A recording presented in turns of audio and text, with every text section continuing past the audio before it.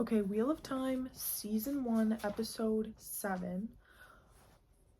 This one was a little rough. I'm not gonna lie, okay? It was... I forgot how... This is where it all started. And my opinions of a lot of these characters have changed since this episode that I completely... This episode doesn't even seem like them, you know? So... yeah. It was rough, okay? It was very rough. This episode was rough, in my opinion.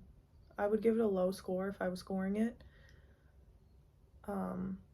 Just because it's just seems uncharacteristic of the characters too.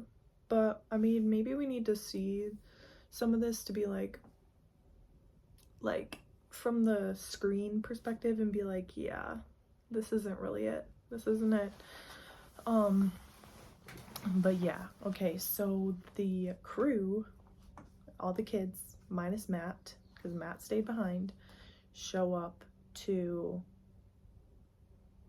the Borderlands, okay? And there's a city called, what was it called again?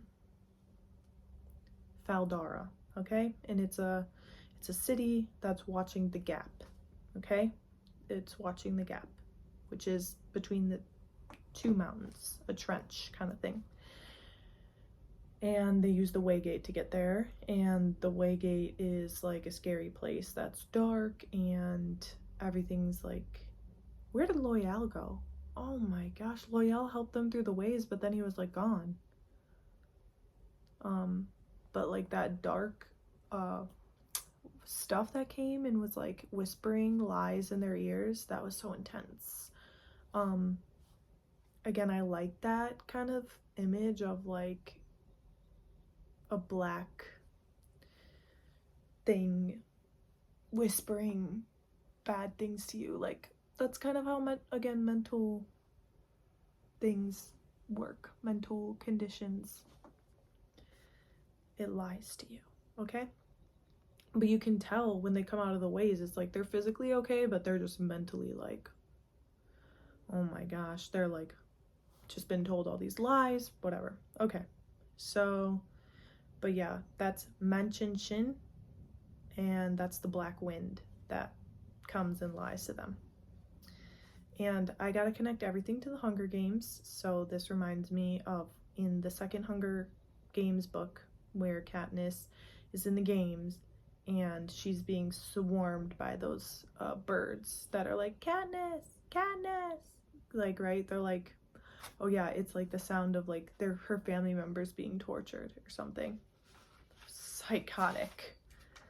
Okay, so they go to this place, Faldara. They're looking for the Eye of the World, which in the book, the Eye of the World supposedly just like moves around and you just come upon it, and the Eye of the World finds you when you're ready, or something like that in the book. In this, the Eye of the World is in Faldara somewhere or nearby. I don't know. It's all magical, okay? They don't have to explain everything because nothing makes sense anyways. So, okay. And then Lan is called Daishan, which we learn means that that's what they called the next king of Malkier. And he is the next king of Malkier, but Malkier is gone. And Malkier is a place, obviously. And his whole family was killed. So we learn all that. And pretty much there's this whole episode is them fighting. They go to Faldara and meet the whole kingdom there, okay? And the everything. Lord Anglemar and his sister. And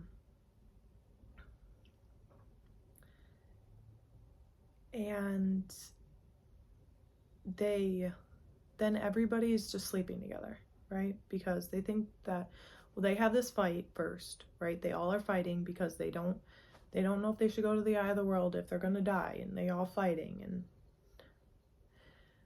then Perrin and Rand like Egwene, and Nynaeve tells everybody, and oh my gosh, crazy. and everyone's sleeping together. Rand and Egwene, Nynaeve and Lan, Perrin, nobody. Perrin and Moiraine, no, I'm just kidding, not Perrin and Moiraine. They didn't sleep together.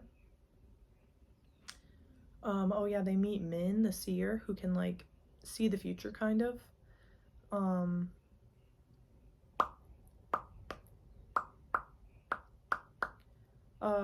Perrin said he saw Padan Thane, but Nynaeve says he's dead, which you're gonna learn because Rand is like, Tom's dead.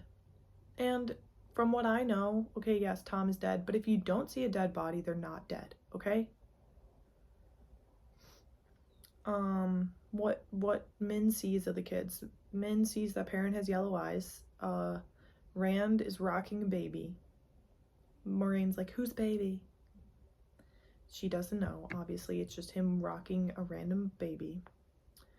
And then she sees the white flame and a ring of gold for the girls. So they're gonna go to Tar Valon. That's what that means, probably. And then she says all 4 of them are connected in a way that she can't explain.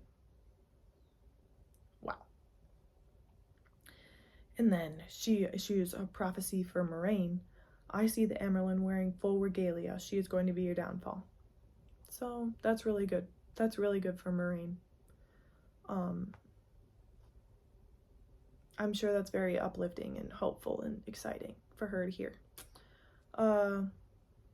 Doubt is the first step to surrender to the dark. Yeah, so that's so true.